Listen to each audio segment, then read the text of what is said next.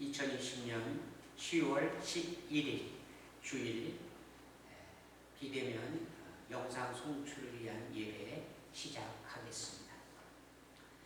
여호와는 위대하시니 지극히 찬양할 것이요 모든 신들보다 경외할 것이며 만국의 모든 신들은 우상들이지만 여호와께서는 하늘을 지으셨음이로다.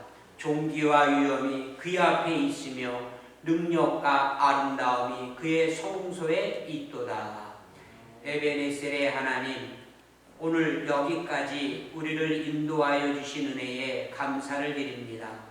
하나님께서는 매일 매순간 우리와 함께 하셨고 우리의 연약한 손을 잡아주셨으며 우리의 발이 실족할 때에 일으켜 주셨나이다.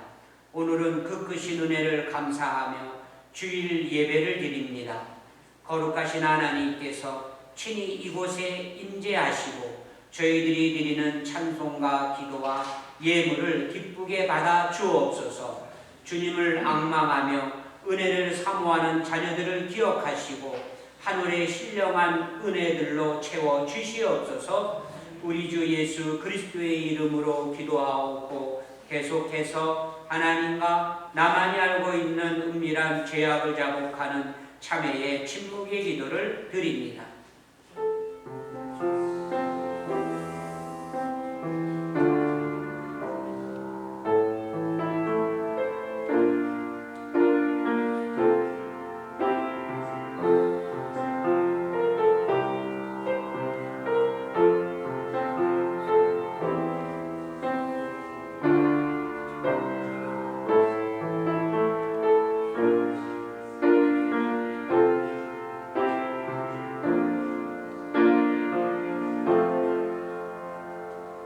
여호와는 긍휼이 많으시고 은혜로우시며 노하기를 더디하시고 인자하심이 풍부하시도다.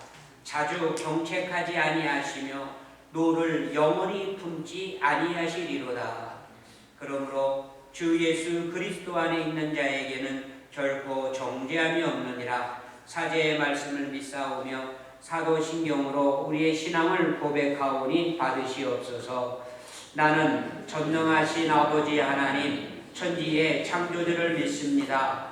나는 그의 유일하신 아들 우리 주 예수 그리스도를 믿습니다. 그는 성령으로 잉태되어 공동여 마리아에게서 나시고 본디오 빌라도에게 고난을 받아 십자가에 못 박혀 죽으시고 장사된 지 사흘 만에 죽은 자 가운데에서 다시 살아나셨으며 하늘에 오르시어 전능하신 아버지 하나님 우편에 앉아 계시다가 거기로부터 살아있는 자와 죽은 자를 심판하러 오십니다.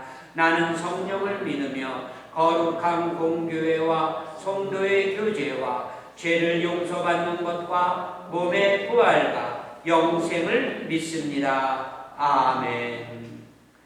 다 함께 자리에서 일어나셔서 찬송가 29장 부르시겠습니다.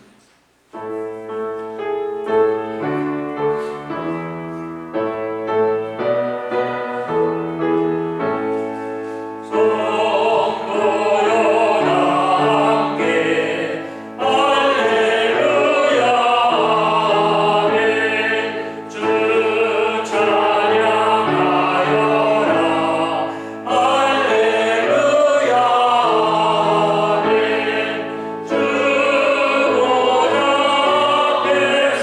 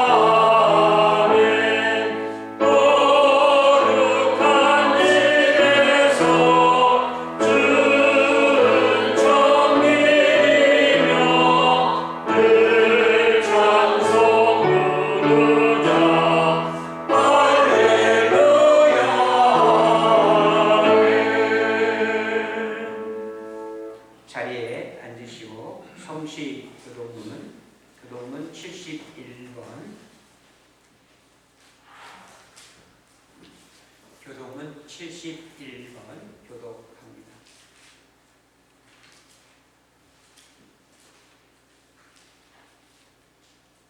교독문 71번입니다. 오라 너희 목마른 자들아 물러 나아오라 돈 없는 자도 오라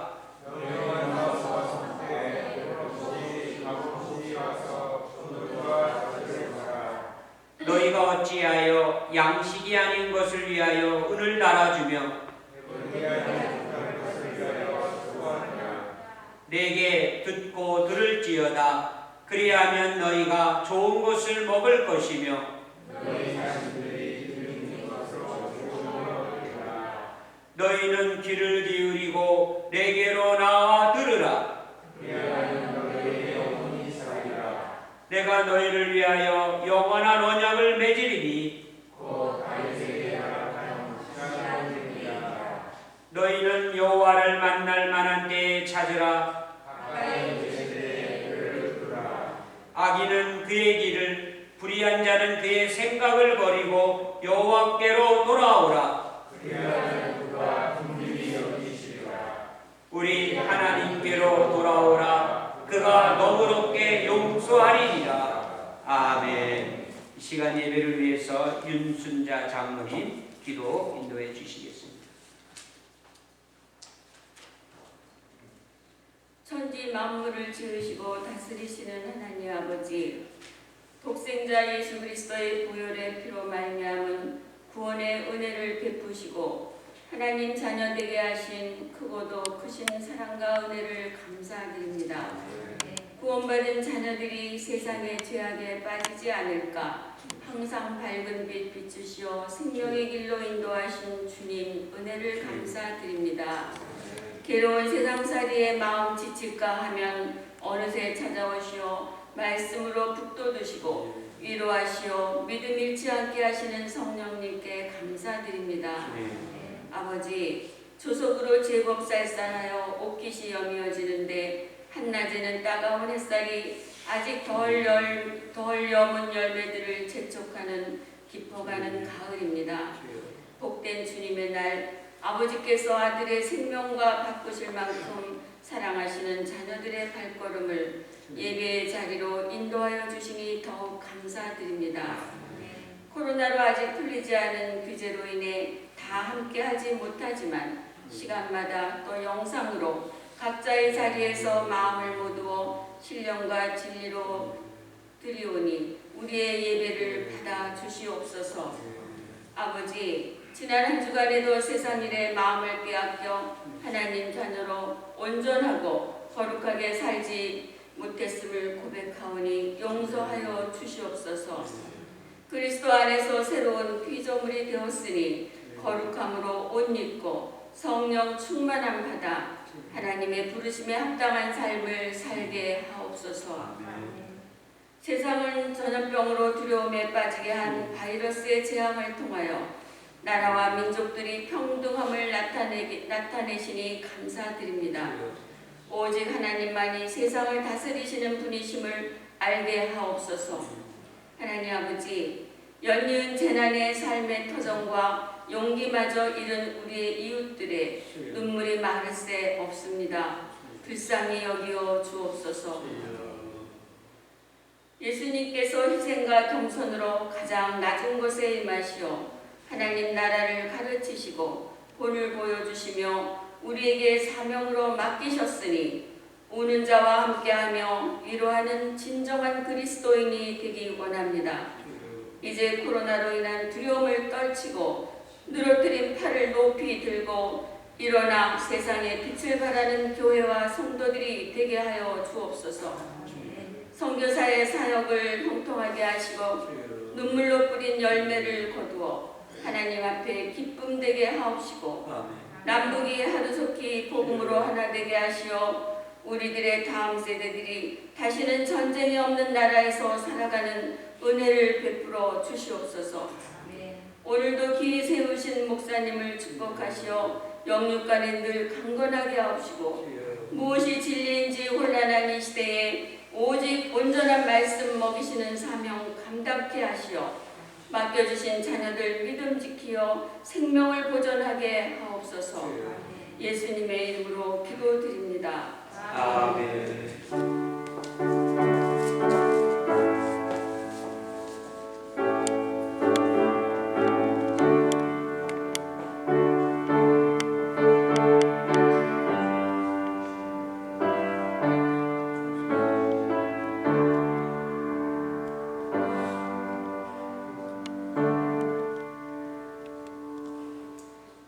이 시간 공독할 하나님의 말씀은 신약성경 누가복음 4장 16절에서 19절 말씀입니다. 신약성경 93면에 있는 누가복음 4장 16절에서 19절까지의 말씀 받도록 읽겠습니다.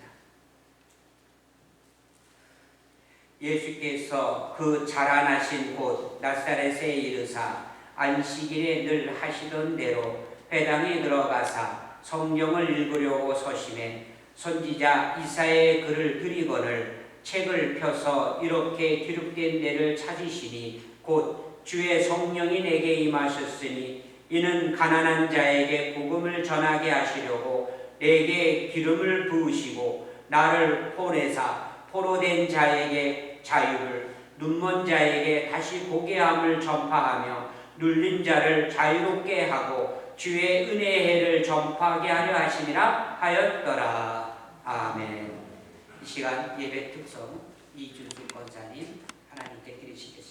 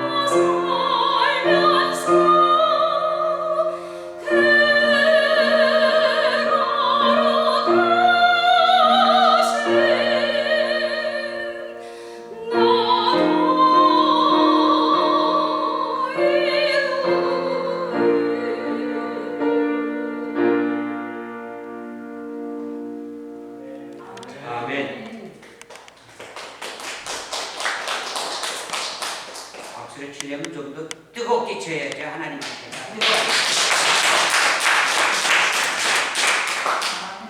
오늘 우리 9시 예배 때에는 오늘 이 11시 예배 때보다 두세 분 정도가 더 드린 것 같다라는 생각을 가졌는데 오히려 11시 예배에 좀 더 나오고 싶지 않았는데 오늘 인원이 조금 줄은 것 같습니다. 아무래도 우리 예배에 좀 더 우리가 집중하고 사모하면서 주님 앞에 나와야 될 것 같습니다. 그래도 이렇게 시간대마다 예배 드리게 되니까 얼마나 감사합니까? 계속해서 예배 분위기가 또 이렇게 자유롭게 점점 또 열심히 모이게 힘쓸 줄 알고 우리 모두가 더 기도하시면서 주변의 분들 잘 권면하셔서 더 이상 우리 신앙이 움츠러들지 않도록 우리 모두가 기도 중에 힘쓸 수 있기를 원합니다. 사람은 변하지 않는다. 사람은 변하지 않는다.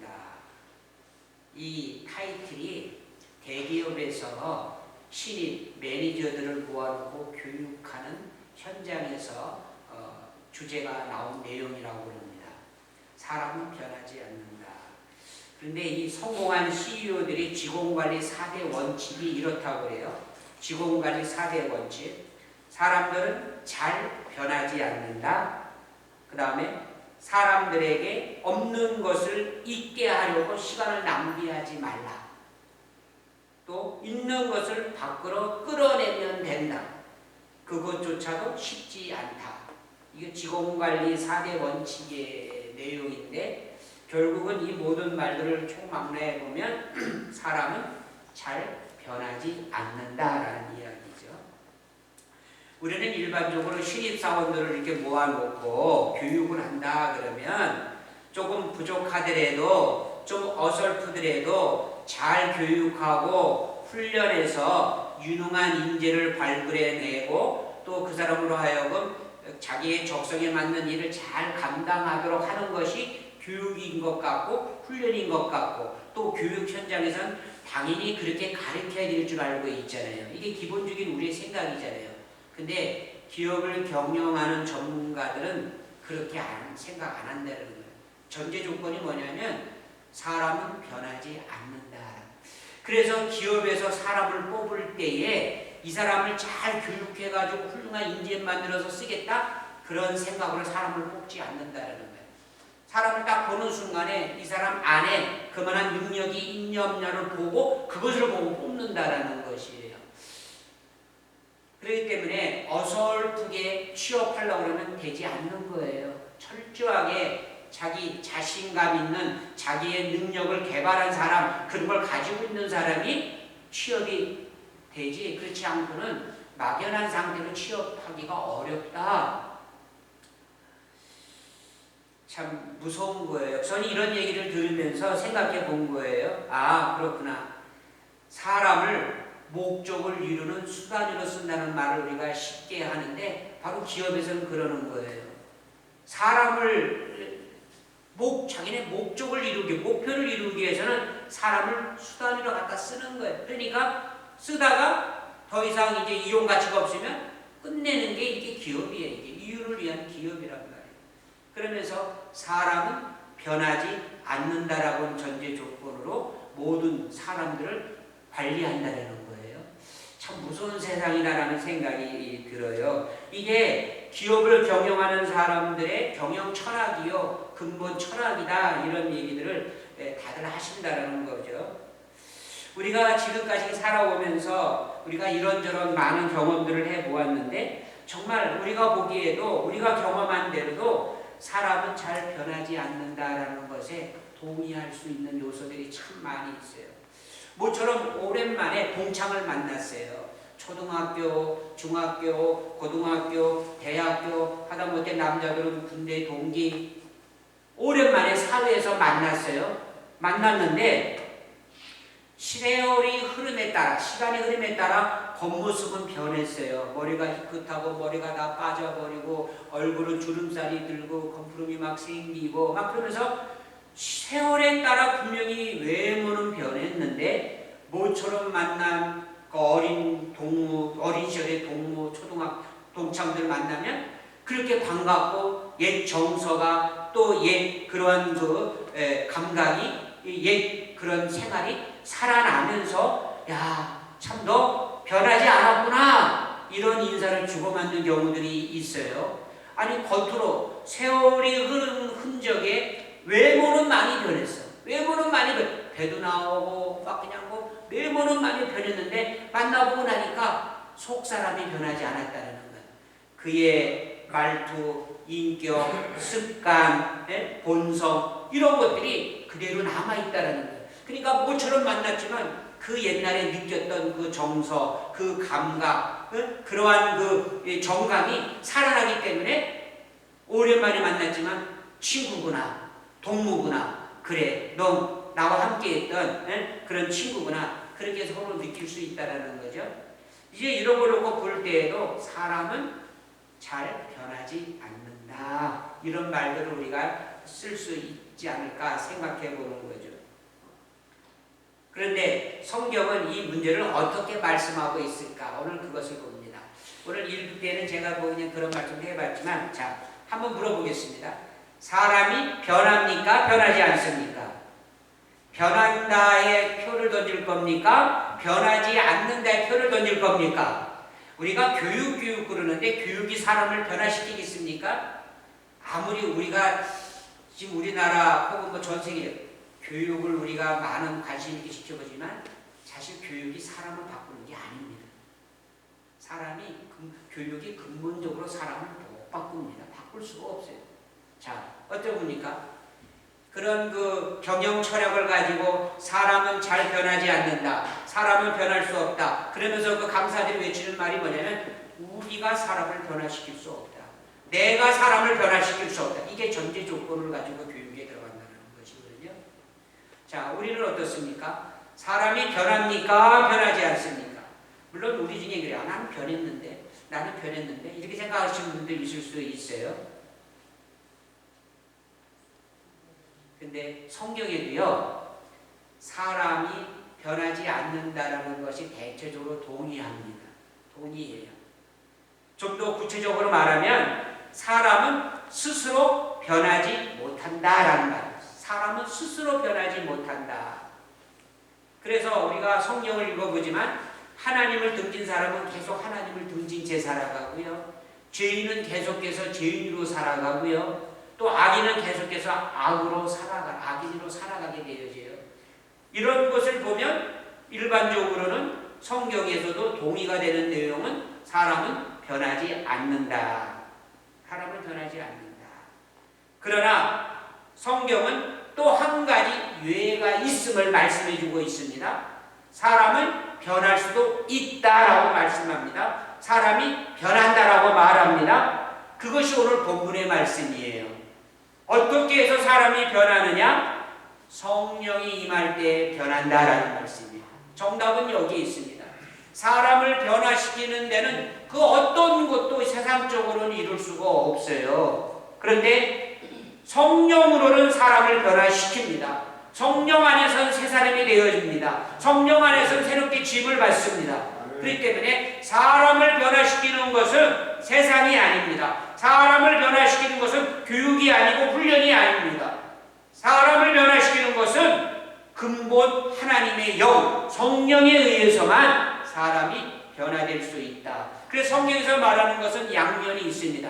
일반적으로는 변하지 않는다를 성경이 이야기하면서 또 그 안에 특별한 역사를 말하는데 성령의 역사를 말하면서 성령 안에서는 사람이 변한다. 그래서 성경을 보면 성령을 체험한 사람은 다 변화를 이루었어요. 성령을 체험하고도 변화가 없는 사람은 가짜 성령을 경험한 거예요.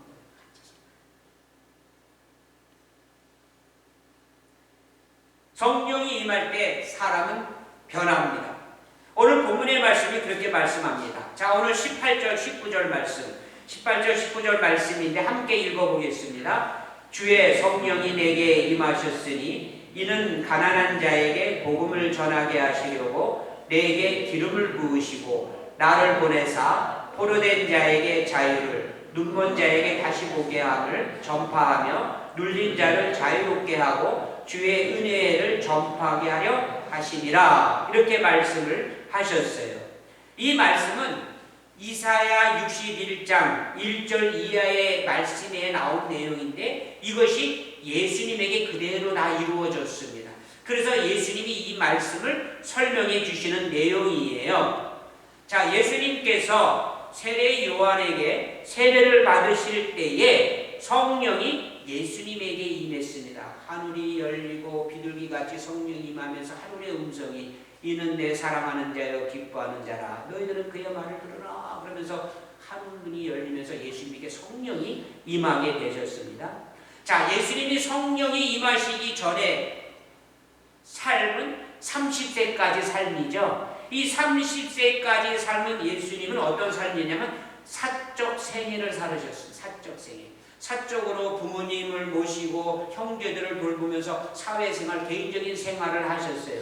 그런데 요단강에서 세례를 받으시는 이후에 성령이 예수님에게 임하신 이후부터 예수님의 생애를 뭐라 하냐면 사적 생애라고 말하지 아니하고 공생애 이렇게 말합니다. 공생애.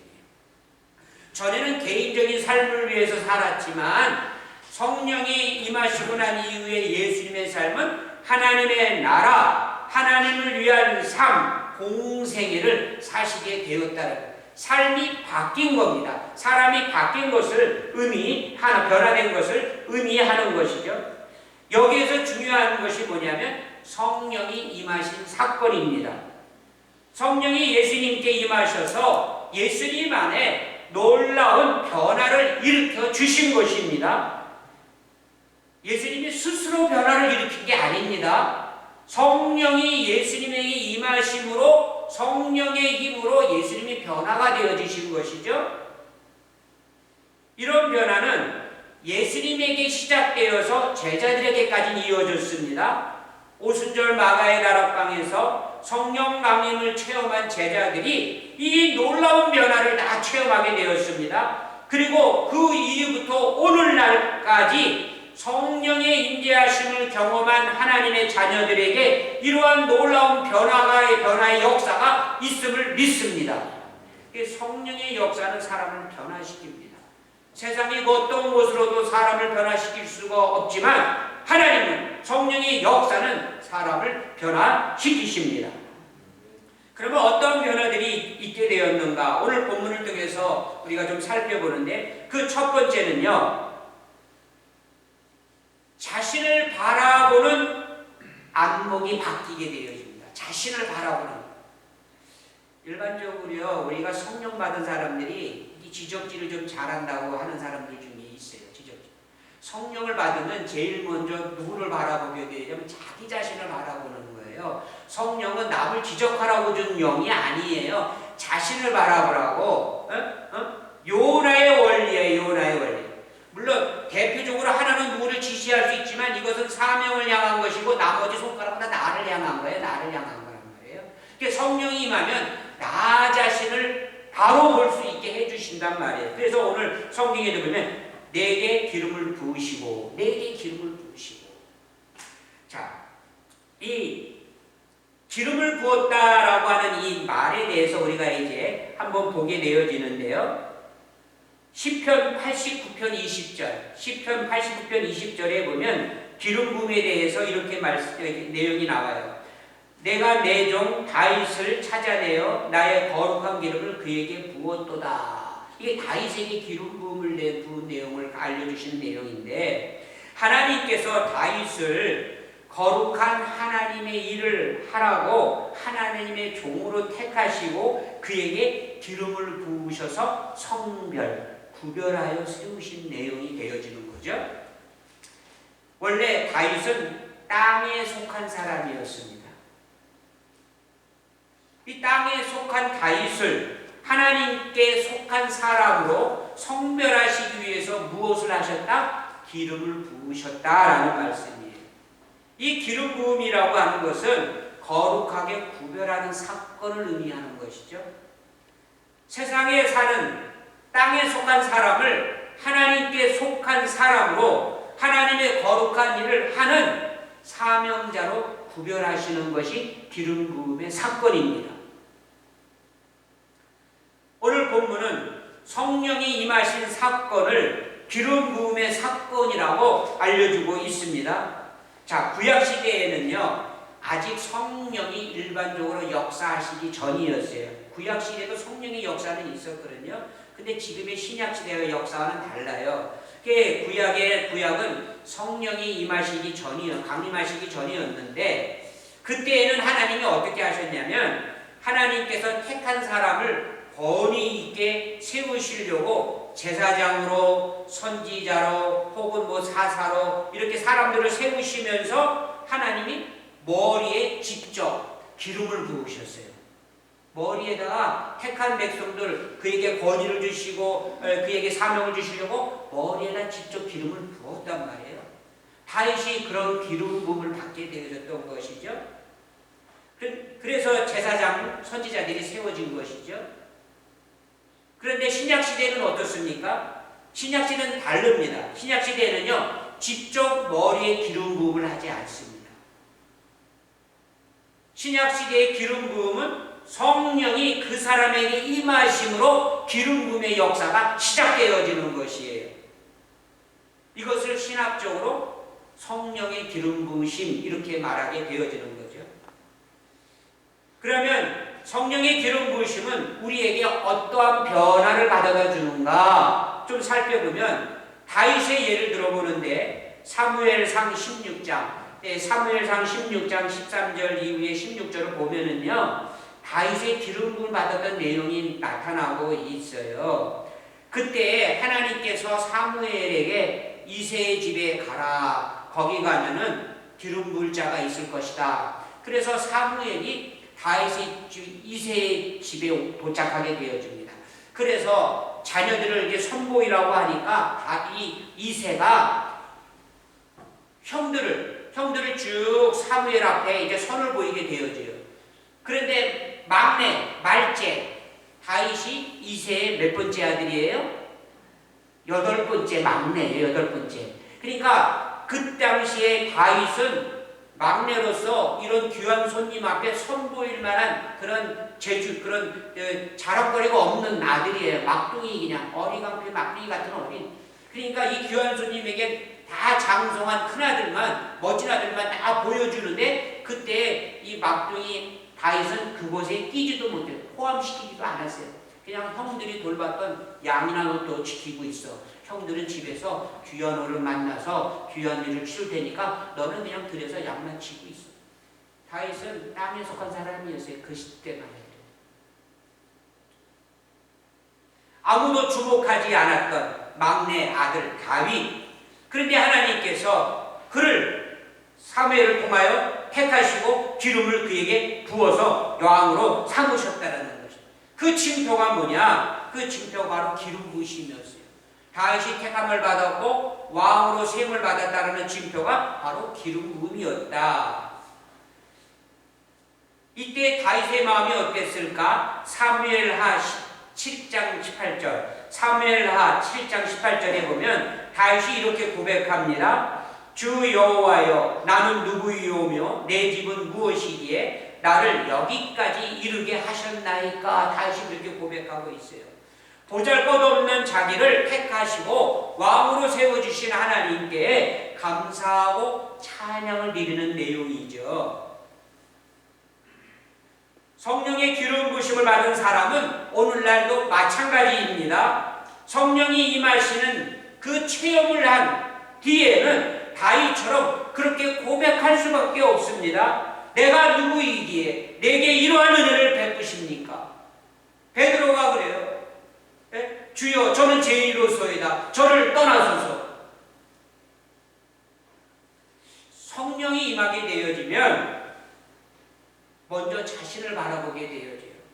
나같이 말죄로 보잘것없고 누구도 알아주지 아니하고 누구 앞에 손도 보일 필요도 없는 하찮은 존재였지만 성령이 내게 임하고 성령의 기름 부심이 내게 임하게 되어지면 나는 어떤 존재가 되느냐? 하나님 앞에 사랑받기 위해 태어난 존재가 되어지는, 나는 귀한 존재가 되어지는, 나는 하나님의 작품이 되어지는 것이에요. 그래서 먼저 성령이 임하게 되어지면 나 자신을 직시할 수 있게 되어져요. 사실 우리는요, 내 모습을 살펴보면 참 내 자신을 볼 때 참 보잘것없는 모습을 보게 되어지죠. 내가 나란 것이 어떨 땐 좀 부끄럽게 여겨질 때가 있어요. 내 스스로 내가 싫을 때도 있고요. 어떤 때는 지금 내가 아니었으면 좋겠다라는 생각을 가질 때도 있어요. 그러나 성령이 내게 임하고 나면 우리는 달라지게 되어집니다. 나는 하나님께 택함받은 존재요, 특별한 사람이요, 사랑받기 위해 태어난 사람이요, 나는 하나님의 작품이요, 나는 세상에 보잘것없는 사람이 아닌 존귀한 자로 거듭나게 되어지는 것이에요. 이게 바로 성령을 입은 사람의 가치가 되어지는 것이에요. 내 가치는 어떠냐? 바로 성령의 가치. 성령이 임하게 된 내 가치가 그렇게 상승하게 되어지는 것이에요. 그래서 보잘것없는 존재가 가장 값진 존재로 변하게 되어지는 것이에요. 그래서 성령이 임하게 되어지면 다른 관점에서 나를 보게 되어지는 거예요. 어떤 관점에서? 육신적인 나의 관점에서 나를 보는 게 아니라 하나님의 관점에서 나를 조명하게 되어지는, 하나님의 나를 지으신 목적 하에 나를 보게 되어지니까 내가 존귀한 자녀가 되어지는 것이에요. 그렇기 때문에 하나님의 소중한 작품이 되어지는 거죠. 성령이 임하면 이렇게 우리 모두는 소중한 사람들이 되어집니다. 세상 사람들이 뭐라고 하든지 우리는 하나님 앞에 택함받은 사랑받는 자녀임을 믿습니다. 이게 바로 성령이 임하면 내가 먼저 나를 바라보는 눈이 변화가 되어지는 것이에요. 근데 오늘 본문에 보게 되어지면 여러 사람들의 이야기가 나와요. 가난한 자, 포로된 자, 눈먼 자, 눌린 자. 이들은 다른 사람 눈에 비친 모습이에요. 성령을 받게 되어지면 다른 사람을 보는 눈이 또 달라지게 되어집니다. 나를 보는 눈이 달라질 뿐만 아니라 다른 사람을 보는 눈도 달라지게 되어져요. 자, 가난한 자, 포로된 자, 눈먼 자, 눌린 자, 이들의 공통점이 무엇입니까? 이들의 공통점은 연약하고 힘없는 사람들이라는 겁니다. 누군가의 도움이 필요한 존재라는 것을 의미하는 것이죠. 스스로 자신의 삶을 지탱하기가 어려운 사람들을 일컫는 그런 말이죠. 그런데 하나님께서 성령이 우리에게 임하게 되어지면 이런 사람들을 향하여 우리를 보내신다라는 거예요. 오늘 본문에도 나를 보내사, 이 나를 보내사 한다는 말은 무슨 말이에요? 에클레시아. 에클레시아란 말은 보냄을 받은 자, 그런 의미거든요. 보냄을 받은 자. 사명을 받아서 보냄을 받은 자가 되어지고, 성령을 받게 되어지면 사명을 받게 되어지고, 사명을 받게 되어지면 나가게 되어지는 거예요. 전파하게 되어지는 거예요. 그래서 누군가의 도움이 필요로 하는 사람들에게 나가게 되어지는 것이에요. 그들을 돕고 그들을 세우기 위해서 하나님이 우리에게 성령의 기름 부심으로 충만케 하신다라는 것이죠. 그들 곁으로 달려가서 하나님이 명하신 구원의 소식을 전하게 되어진다라는 말씀이에요. 오늘 우리 이 사회에서 흔히 쓸 수 있는 말이 금수저. 금수저도 요즘에는 좀 별로 빛을 못 발해. 이 다이아몬드 수저가 나왔어요. 다이아몬드. 그렇죠? 그 상대적으로는 흙수저. 참 너무너무 마음이 아프고 불품이 없죠. 근데 요즘에 사회적으로 이 루저라는 말이 또 오래전부터 유행이에요. 루저. 이 루저라고 하는 말이 뭡니까? 패배자, 실패자. 한마디로 말하면 찌질이, 인간 쓰레기, 경멸하는, 비아냥거리고 조롱하는 말들을 쓸 때 루저 이런 말을 쓰게 되어지거든요. 이게 참 요즘 사회는요, 이 내로남불 시대잖아요. 그래서 자기가 하는 건 다 로맨스고 남이 하는 건 다 불륜인데, 예? 근데 저도 가끔 그런 섬찟함을 느끼는 게 뭐냐면, 그냥 아무 생각 없이 무슨 말을 탁 했는데 상대를 향하여 루저처럼 생각하고, 상대를 약간 좀 조롱하는 뜻도, 비아냥거리는 뜻도, 나도 모르게 말이 그런 험한 말을 안 쓰더라도 말의 억양조차 그 흐름이 그렇게 탁 나갈 때가 있어요. 그러면 내가 갑작스럽게 나도 소름이 끼쳐. 아, 내가 이런 말을 생각도 없이 한 것 같아 라고 가지고 뒤늦게 좀 찔끔거리기도 하고 마음이 좀 편치 않고 그러면서 다시 이걸 다시 또 순화시키고 정리시키고 그런 경우들이 있거든요. 요즘에 이렇게 상대를 향한 그런 시선이요, 너무나도 이 자기 중심적으로 이루어지는 경우가 많아요. 자기 중심적으로. 정말 이러한 잘못된 그러한 생각 속에서 남의 약점을 찾아내고 또 조롱하고 비아냥거리고 이런 것들이 팽배해짐으로 인해서 오늘날 우리 안에 이 타락한 본성들이 꿈틀꿈틀거리면서 그냥 호시탐탐 기회만 생기기만 하면 기회가 없더라도 상대방을 찍어 누르려고 하는 그런 이런 나쁜 마음들이 우리 안에 다 있어요. 그러다 보니까 그냥 상대방을 조롱하고 비아냥거리고 상대방을 정말 이렇게 비하시키는 말들을 우리가 하게 되어지는 경우가 있죠. 그런데 오늘 본문의 말씀을 보면은요, 성령을 받고 나면 이런 점들이 달라진다라고 말하고 있는 거예요. 성령 받은 사람은 가난한 자, 포로된 자, 눈먼 자, 눌린 자, 세상적으로는 누적, 실패자들이요, 낭망자들이요, 패배자들이요, 조롱거리가 되는 그런 사람들인데 성령 받게 되어지면 이들을 바라보는 시각이 새로워진다라는 것이에요. 또 그들을 향하여 나아가게 되어진다라는 것이에요. 그들을 향하여 나아갈 때 무슨 생각으로 나아갑니까? 그들을 무시하려고, 그들을 조롱하려고, 그들을 짓밟으려고? 아니죠. 그들을 돕고, 그들을 세우고, 그들을 위로하고, 그들에게 주님의 사랑을 전하기 위해서. 그래서 성령을 받게 되어지면 나를 향한 시선도 바뀌게 되어지고 상대를 향한 시선도 바뀌게 되어지는 것이에요. 그렇기 때문에 성령이 사람을 변화시킬 수가 있는 것이에요. 이러한 역사의 대전제는 성령께서 그들을 따뜻한 눈으로 볼 수 있는 눈을 주신다는 것, 그런 마음을 우리에게 주신다는 것. 내가 배워서 되는 게 아니에요. 내가 결단해서 되는 게 아니에요. 하나님이 관건적인 성령의 역사를 나로 변화시켜서 그렇게 행하신다라는 것이에요. 그래서 성령을 받게 되어지면 우리의 눈이 달라지는 거예요. 우리의 마음이 달라지는 거예요. 우리의 입술이 달라지는 것이에요. 사도행전에 보게 되어지면요, 복음 초창기 역사가 이 복음의 확장이 쭉 전파되는 내용이 나와요.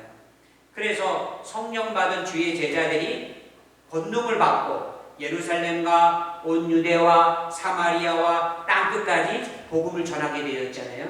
그런데 그 당시에 유대인 그리스도인들, 유대인 제자들이 복음을 전하는 데 있어서 큰 장애물이 있었어요. 그 장애물이 뭐냐면 민족주의라는 거예요. 민족주의.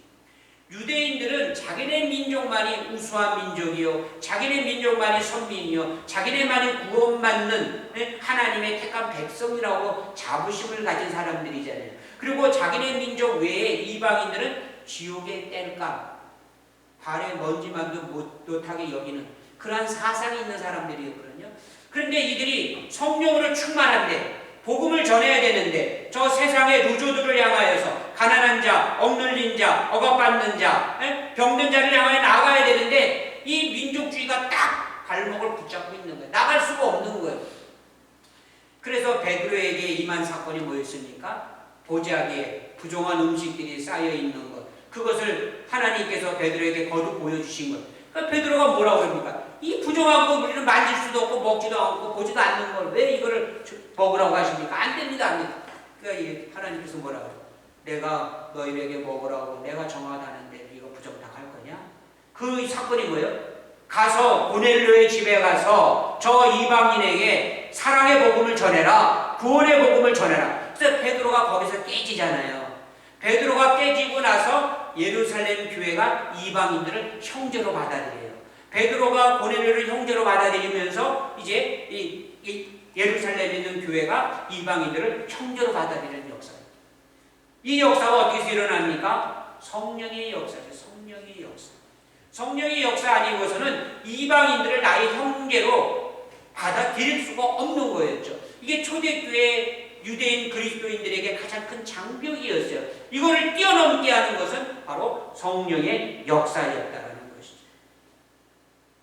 하나님께서 먼저 저들의 시선을 바꿔주시는 것이에요. 성령으로 강권적으로 역사하셔서 유대인 제자들이 이방인들을 형제로 받아들일 수 있도록 그렇게 만들어 주시는 것이에요. 그러니까 사람의 변화는 성령으로만 가능한 것이에요. 우리가 성령을 받았다면 우리의 시선이 바뀌는 것이 마땅합니다. 우리는 일반적으로 그죠? 사랑의 눈이 먼다. 그거 맞는 말씀이에요. 사랑의 눈이 사랑 콩깍지가 씌었다? 맞는 말씀이에요. 그 사랑의 힘이 콩깍지를 씌워버리는 거예요. 그 사랑의 힘이 마음을 바꿔버리는, 사람을 바꿔버리는 거예요. 나 아닌 다른 사람들을 향해 보냈던 따가운, 이 차가운, 쌀쌀한 시선이 따뜻한 시선으로 바뀌게 되어지는 게 성령의 역사예요. 조롱하고 무시하고 싫어했던 시선이 불쌍히 여기고 온정을 베푸는 시선으로 바뀌는 것이 성령의 역사예요. 세상 사람들이 누절하고 조롱했던 사람들에 대해서 시선이 바뀌어야 할 것입니다. 그래서 바로 이게 우리 그리스도들의 삶이 되어져야 되는 것이에요. 그래서 우리의 믿음의 생활은요, 이 지식적으로, 이성적으로, 자기 의지적으로 하는 게 아니에요. 우리의 믿음 생활은 성령으로 하는 겁니다. 성령으로. 우리가 육신적으로 믿음 생활을 하니까 힘든 거예요. 오늘도 넘어지고, 오늘도 고달프고, 오늘도 주저앉고, 오늘도 피하고 싶고. 근데 성령으로 하게 되어지면 모든 게 기쁨으로, 감사함으로 감당하게 되어지는 거예요. 성령만이 우리가 변화될 수 있고 새롭게 될 수 있는 길이다. 그렇기 때문에 성경에서는 성령의 충만함을 받으라고 강조하고 있는 것이에요. 오늘 19절 말씀이 뭡니까? 주의 은혜를 전파하게 하라 합니다. 이 성령이 임하신 이유는 주님의 은혜를 전파하기 위함이에요. 주님의 은혜. 즉 결국 이 말은 무슨 말이냐면 우리에게 맡겨진 사역을 감당하기 위해서 성령은 우리에게 임하는 것이죠. 그런데 우리에게 주어진 이 사명은요, 당사자 입장으로 보면 참 힘든 겁니다. 힘든 일이에요. 왜 그랬습니까? 시간을 내야 돼. 바쁜 세상에 시간을 내야죠. 수고를 해야죠. 더 큰 문제는 뭡니까? 핍박, 박해가 있게 되어진다고 그러잖아요. 그렇기 때문에 당사자 입장에서는 이 사명을 감당한다는 것이 쉽지가 않습니다. 한마디로 사역에는 희생이 뒤따르기 때문에 그렇습니다. 그래서 피하고 싶고 도망가고 싶은 것입니다. 디모데전서 1장 12절 디모데전서 1장 12절에 보면 바울이 이렇게 고백해요. 나를 능하게 하신 그리스도 예수 우리 주께 내가 감사함은 나를 충성되이 여겨 내게 직분을 맡기심이니. 바울이 자신에게 사명을 주신 것을 감사한다고 고백했는데 사실 바울이 감사가 저절로 나왔겠어요? 그렇지는 않아요. 이것이 바로 성령의 강권적인 역사로 바울이 고백할 수 있는, 바울이 고백 안 할래야 안 할 수 없게 성령이 그를 몰고 가셨거든요. 그래서 고린도 후서 11장 23절 고린도 후서 11장 23절부터 25절의 말씀인데 우리가 한번 다 같이 한번 읽어보도록 하겠습니다. 그들이 그리스도의 일꾼이냐 정신없는 말을 하거니와 나는 더 그러하도다. 내가 수고를 넘치도록 하고 옥에 갇히도 더 많이 하고 매도 수없이 맞고 여러 번 죽을 뻔하였으니 유대인들에게 40에 하나 강한 매를 5번 맞았으며 3번 태장 맞고 1번 돌로 맞고 3번 파선하고 일주야를 깊은 바다에 지냈으며. 바울이 복음을 사명을 감당하다 당한 고난은 이것으로 끝나는 게 아니에요. 더 더 많아요. 그런데 이 내용을 보면 바울의 목숨이 열이라도 부족했을 것 같아요. 그만큼 사명 감당하는 것이 어렵다는 거예요. 피하고 싶은 일이에요. 도망가고 싶은 일이에요. 예? 근데 바울이 이 일을 감당하게 된 것은 성령의 강권적인 역사예요. 성령의 강권적. 성령이 바울로 하여금 변화시키는 거예요. 바울을 그렇게 인도하시는 것이에요. 성령이 그의 생각을 바꾸셨단 말이에요. 그래서 사람은 변하지 않는 것이 일반적으로 맞습니다. 그러나 성령 안에서는 변화가 되어지는 것이 마땅한 것이에요. 오늘날 하나님께서 우리를 그렇게 쓰시기를 원하시죠. 정말 힘들고 위험한 그러한 상황이지만 성령께서 우리에게 능력을 주시면 우리는 이 모든 것을 감당하게 될 줄 믿습니다. 피하고 싶고 도망가고 싶은 일이지만 이 일을 감당하게 되어지면 하나님께서 성령으로 하여금 감당케 해주신다는 것이에요. 성령은 우리를 이러한 사명을 깨닫게 해주시는 것입니다. 그래서 우리는요, 우리는 성령을 주님 앞에 받아야 되는 거예요. 성령의 충만함을 받아야 되는 것이에요. 그래서 우리는 사명을 감당해야 되는 것이에요. 성령이 임하면 나 자신이 바라보는 모습이 달라지고요. 다른 사람을 바라보는 시선이 바뀌게 돼요. 그리고 우리가 사명 앞에 바로 서게 되어지는 것이에요. 그래서 우리의 믿음은 성령으로 충만하여야 된다. 오늘도 우리는 이 말세의 성령 시대에 살고 있는데 마지막 때에 사모하는 이에게 성령을 선물로 주신다고 약속하여 주셨습니다. 우리 모두가 더욱 성령의 충만함을 받아서 이 어렵고 힘들고 이 고통스러운 이때에 우리의 귀한 사명을, 교회적인 사명을 감당해야 될 줄 믿습니다. 기도하겠습니다. 사랑하시는 아버지 하나님, 주님의 은혜를 감사합니다. 사람들은 변하지 않는다고, 사람에게 기대할 것이 없다고 여기저기에서 맺혀지는 소리가 있습니다. 맞습니다. 사람은 변하지 않습니다. 그러나 우리를 지으신 분, 하나님의 성령의 역사는 우리를 새롭게 지으실 줄 믿습니다. 오직 성령만을 바라보며 소망하며 충만한 가운데 우리에게 주어진 사명을 감당하는 주의 권속들 되게 하여 주시옵소서. 감사하고 예수님의 이름으로 기도드리옵나이다. 아멘. 찬송 365장 부르시겠습니다.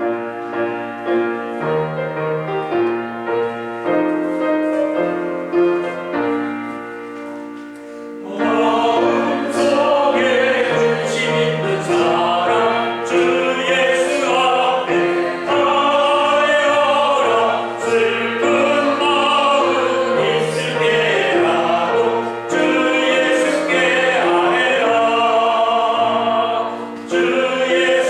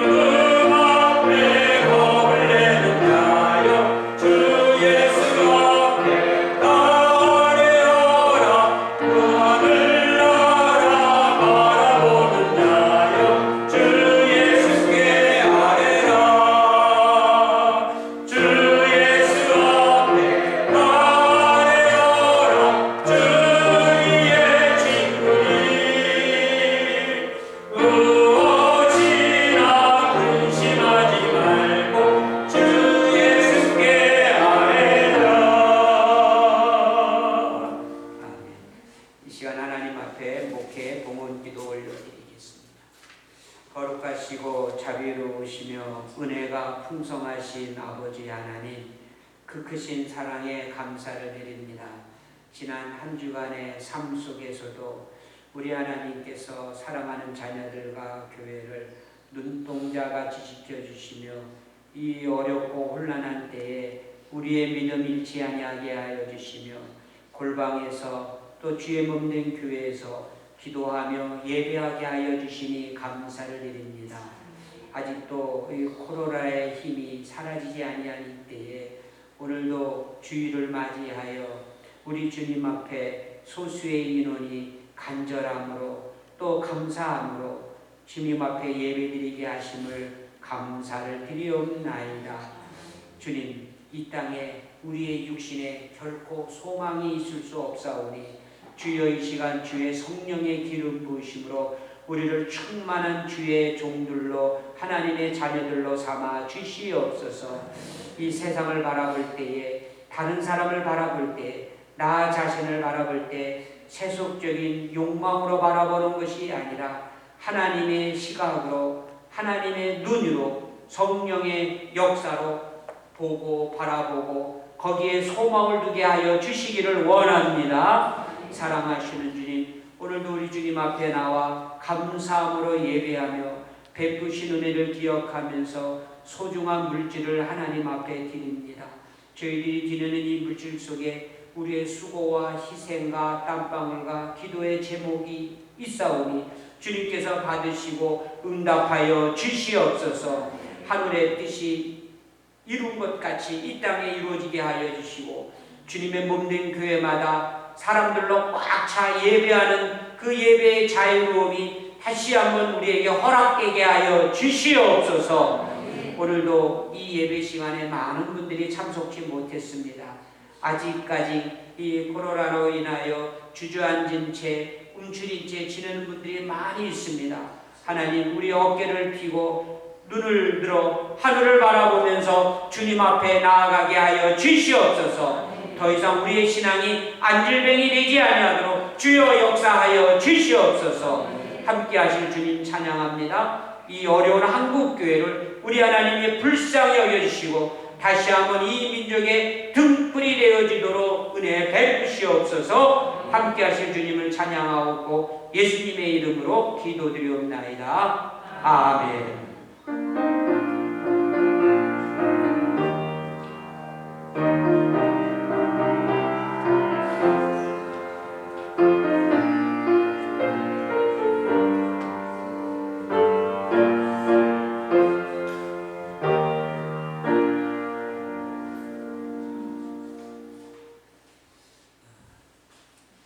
교회 생활 알려드립니다. 오늘이 10월 둘째 주일이죠. 벌써 10월도 3분의 1이 계속 지나갔습니다. 10월도 금방 지나갈 것 같습니다. 그러면 머지않아 긴장 소리가 들려오고 한 해 마무리될 것 같은데, 이 코로나 전국을 만나서 빨리 이 해 시간 빨리 가는 것처럼 코로나도 싹 그냥 도망가고 사라지면 좋겠습니다. 기도하시면서 우리가 더 안전하게 지내실 수 있기를 바랍니다. 이번 주 3일 저녁 예배는 7시에 드립니다. 3일 저녁 예배도 이와 같이 똑같이 드리거든요. 그래서 우리가 3일 저녁 예배 시간 7시에 오셔서 함께 예배하실 수 있기를 바라고요. 지금 우리가 주일은 9시 예배, 11시 예배만 드리고 있는데 지금 인원이 제한된 예배를 드리지만 인원이 아직도 다 차질 않아서 지금 우리가 예배를 더 늘리기는 어려워서 그런데, 예배가 이제 1부나 2부가 꽉 차면은요 이제 오후 예배도 드리면서 계속해서 예배를 늘려가려고 합니다. 오늘쯤 정부에서는, 중대본부에서는, 이제 질본부에서는 어떤 또 이 집합에 대한 얘기를 한다라는 얘기를 들었어요. 어떻게 이제 나올지는 모르겠어요. 근데 점점 이제 완화된 조치가 아마 전개될 것으로 알고, 그러면 이제 우리가 완화된 조치가 보도되어지면 거기에 따라서 우리는 또 예배를 드릴 것이고, 그렇지 않으면 우리는 지금까지 이렇게 드려야 된다고 하면 계속해서 우리는 예배 인원을 더 모으기 위해서, 우리 성도들도 자유롭게 예배하기 위해서 예배 숫자를 점점 늘려가면서 할 수 있는 방법을 택해 보도록 하겠습니다. 기도해 주시면서 우리가 이렇게 귀한 예배 드리는데 단 한 사람이라도 더 와서 함께 예배할 수 있도록 우리 모두 함께 협력해 주실 수 있기를 바라고, 오늘 3일 저녁 예배부터는 7시에 예배 드리는 거 기억해 주실 수 있기를 바라면서, 아직까지 그 어려움에서 헤어나지 못하는 분들이 있는데 계속 기도해 주시면서 이 위기를 잘 극복해 갈 수 있도록 우리 함께 협력해 주실 수 있기를 바랍니다. 다 함께 일어나셔서 우리 끝 찬송 부르시겠습니다.